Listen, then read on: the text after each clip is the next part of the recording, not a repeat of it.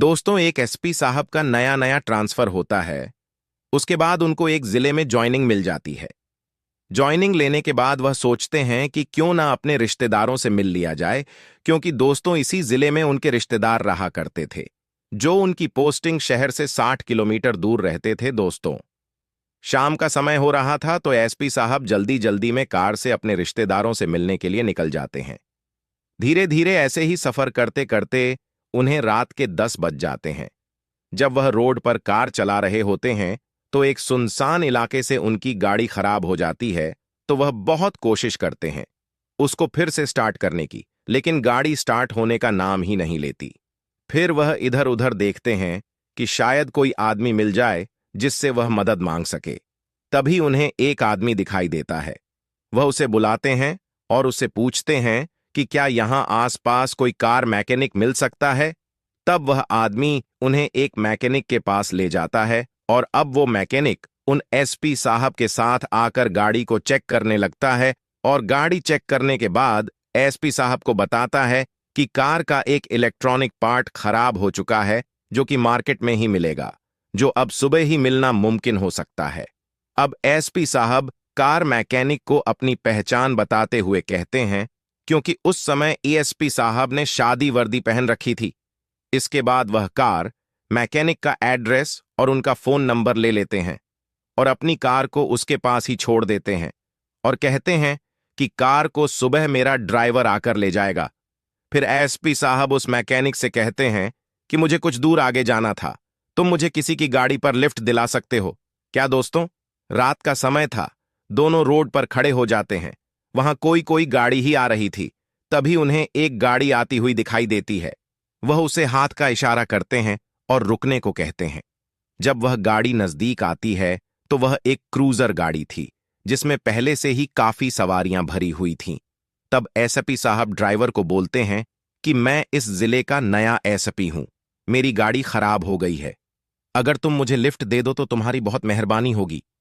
जब एसपी साहब बताते हैं कि मुझे थोड़ी आगे ही शहर तक जाना है, तो वह गाड़ी का ड्राइवर भी एसपी साहब से बोलता है कि साहब मुझे भी उसी शहर से निकलते हुए जाना है, आइए आप गाड़ी के अंदर बैठ जाइए। तो अब एसपी साहब को लिफ्ट मिल जाती है। दोस्तों, गाड़ी में कुल मिलाकर 10 सवारियां थीं और अब एसपी साहब को मिलाकर टोटल 11 सवारियां हो चुकी थीं। अब गाड़ी चलने लगती है और थोड़ी दूर चलने के बाद आगे रास्ते में एक पुलिस नाका पड़ता है। उस पुलिस नाके पर वाहनों की चेकिंग चल रही थी। अब वहां एक हवलदार उनकी सवारियों से बड़ी गाड़ी को हाथ दे देता है और रुकने का इशारा करता है, तो ड्राइवर गाड़ी को एक साइड में लगा देता है। इसके बाद हवलदार ड्राइवर की खिड़की के पास आता है और ड्राइवर से कहता है कि कहां जा रहे हो। तब ड्राइवर उन्हें बता देता है कि मैं आगे शहर तक जा रहा हूं।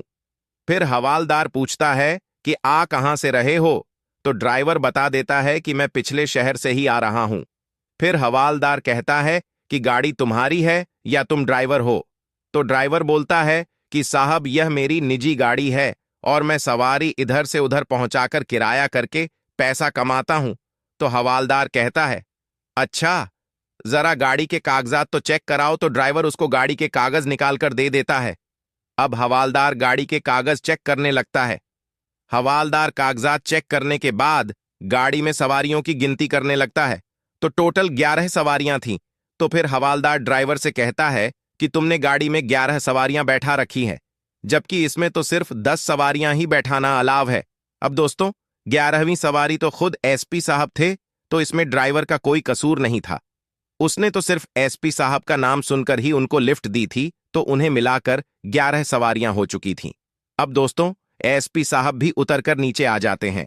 उन्होंने ड्राइवर से पहले ही बोल दिया था कि किसी से भी मेरी पहचान के बारे में, मेरी सच्चाई के बारे में मत बताना।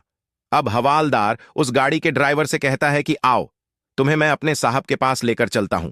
उनके साहब कुछ दूर पर एक टीन सेट के नीचे कुर्सी डाले हुए बैठे थे, तो वह उनके पास जाकर गाड़ी के सभी कागजात साहब के आगे टेबल पर रख देता है और उनसे कहता है कि साहब गाड़ी में 11 सवारियां हैं, लेकिन गाड़ी का पासिंग सिर्फ 10 सवारियों का ही है।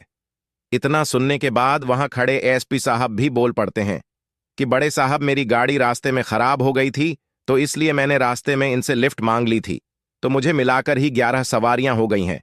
मैं आपसे विनती करता हूं, आप प्लीज इनका चालान मत कीजिए, इन्हें ऐसे ही जाने दीजिए। ये बेचारे मेहनत करके पैसा कमाते हैं। तो अब जो बड़े साहब होते हैं वह गाड़ी के कागज चेक करने के बाद कहते हैं कि इसका 10 लाख रुपए का चालान काट दो।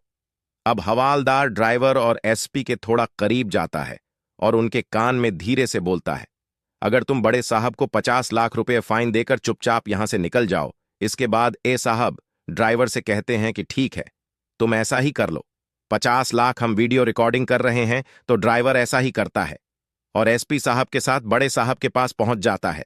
तब एसपी साहब बड़े साहब से कहते हैं कि साहब रुपये में काम चला लीजिए। लेकिन बड़े साहब कहते हैं कि अगर जाना है तो 0 ही फाइन लगेगा। 5 लाख रुपए का चालान काट देते हैं, तुम बाद में जमा करा देना। इतना सुनते ही अब हवलदार भी चालान काटने लगता है। तो एसपी साहब 50 लाख का नोट लेकर बड़ी ही सफाई से चुपचाप अपनी जेब में डाल लेते हैं और कह देते हैं कि इनकी गाड़ी को अब आगे जाने दो। अब एसपी साहब और ड्राइवर पैसे देकर वहां से जाने लगते हैं।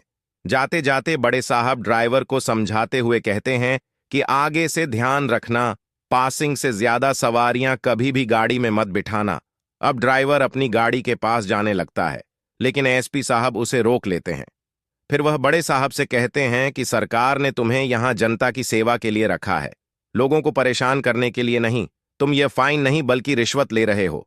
पता नहीं आज तक तुमने कितनी रिश्वत ली होगी, तुम लोगों को बेवजह परेशान करते हो। जब यह बात बड़े साहब सुनते हैं तो उन्हें गुस्सा आ जाता है।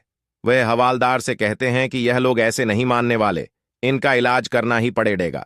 चलो अब इनका चालान काट दो। तो ड्राइवर कहता है कि बड़े साहब हमने तो 50 लाख भी जाएंगे और तुम्हारा चालान भी बनेगा। तो इस पर एसपी साहब कहते हैं कि तुम्हारे जैसे पुलिस वालों को सस्पेंड कर देना चाहिए, जो इतनी रिश्वत लेते हैं और जनता को बेवजह परेशान करते हैं। अब ये बात सुनकर बड़े साहब का गुस्सा 7वें आसमान पर पहुंच जाता है। तो वह खड़े हो जाते हैं और एसपी साहब का कॉलर पकड़ने लगते हैं।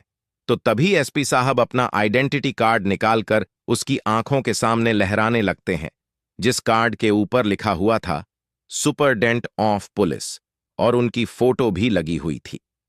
जैसे ही बड़े साहब यह आइडेंटिटी कार्ड देखते हैं तो एकदम से उनके चेहरे का रंग उड़ जाता है और उनके पैरों तले मानो जमीन ही खिसक गई हो। अब डरते डरते वह एसपी साहब को सैल्यूट मारते हैं। जब बड़े साहब सैल्यूट मार रहे थे तो सभी पुलिस वाले एसपी साहब को सैल्यूट मारने लगते हैं। अब बड़े साहब और सभी पुलिस वालों को पता चल गया था कि यह जिले के नए एसपी साहब आए हैं, इसलिए वह बहुत ज्यादा डर गए थे कि अब हमारा क्या होगा। अब वह सभी हाथ जोड़कर खड़े हो जाते हैं और रोने गिड़गिड़ा नहीं लगते हैं। एसपी साहब से कहते हैं कि सर हमें माफ कर दीजिए, आगे से हम ऐसी कोई गलती नहीं करेंगे। हम अपने बच्चों की कसम उठाते हैं, अगर आगे से हमने कुछ ऐसी रिश्वत ली तो दोस्तों टाइम काफी हो चुका था। क्रूजर की सभी सवारियां भी वहां आ गई थीं और सभी लोग यह नजारा अपनी आंखों से यह तमाशा देख रहे थे। तभी उन सवारियों में से एक सवारी बोलती है कि साहब इन्होंने बहुत लौट मचा रखी है, यह गरीबों को बहुत ज्यादा परेशान करते हैं, ये लोग किसी को भी खाली हाथ नहीं जाने देते, हर एक से ये रिश्वत लेते हैं, चाहे कागज पूरे हो तब भी ये लोग रिश्वत ही मांगते हैं, कागजों में कोई ना कोई कमी निकाल देते हैं और फाइन का नाम लेकर बस इनको तो पैसे ही चाहिए होते हैं। तब एसपी साहब कहते हैं कि सुन लो, अपने कानों के पर्दे खोलकर कैसे तुमसे यह आम जनता दुखी है। अब ड्राइवर भी बोल पड़ता है कि हमारे यूनियन के ड्राइवर बता रहे थे कि इन्होंने उनसे भी बेवजह रिश्वत ली है, ये हर बार उनको रोकते हैं और कुछ ना कुछ पैसे उनसे ऐंठ लेते हैं, वो भी इन लोगों से बहुत ज्यादा परेशान हो चुके हैं। सर आप इनको माफ मत करना, इनको ऐसे ही मत छोड़ना, इन्होंने लोगों को बहुत ज्यादा परेशान किया हुआ है। जब लोग इतना बोलने लगते हैं तो एसपी साहब कहते हैं कि अब बताओ मैं तुम्हें कैसे छोड़ दूं, तुमसे लोग बहुत ज्यादा परेशान हैं, तुम्हें लोगों की सेवा करने के लिए रखा गया है और तुम लोगों को लूट रहे हो। तब एसपी साहब उन पर एक्शन लेते हुए उन सभी को सस्पेंड कर देते हैं और अपने बड़े अधिकारियों को सूचित कर देते हैं और वहां पर नया स्टाफ तैनात करने के लिए बोलते हैं।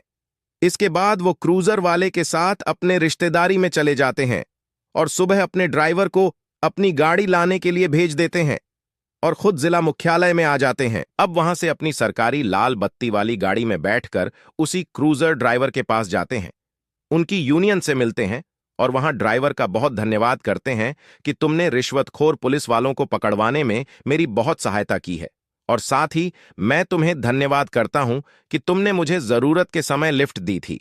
अब वह सभी ड्राइवरों से कहते हैं कि अगर तुम्हें कभी भी मेरी जरूरत पड़े तो मुझे जरूर बताना। कोई भी नाके वाला, कोई को भी पुलिस वाला तुमसे रिश्वत मांगे तो मुझे कॉल करना, मैं जरूर तुम्हारी मदद करूंगा।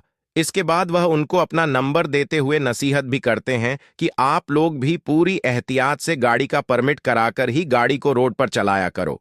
अब इसके बाद उन ड्राइवर को जब भी जरूरत पड़ती थी वह एसपी साहब को फोन कर देते थे। एसपी साहब तुरंत कार्यवाही करते थे। अगर वह खुद नहीं जा पाते थे तो वह अपने स्टाफ में से किसी को भेज देते थे।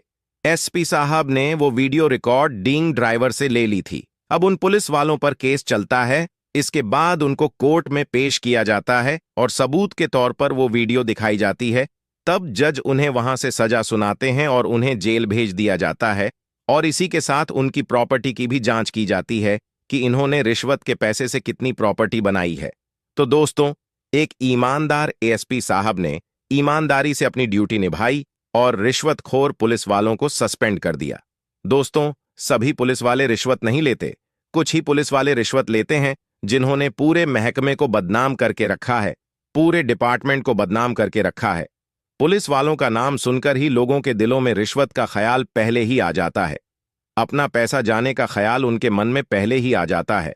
लेकिन बहुत ज्यादा पुलिस वाले ईमानदार भी हैं जिनकी वजह से हमारा देश तरक्की कर रहा है। लगभग रिश्वत लेने वाले लोग आपको हर एक डिपार्टमेंट में मिल ही जाएंगे। दोस्तों, इस कहानी को सुनाने का मकसद किसी को दुखी करना या परेशान करना बिल्कुल भी नहीं है।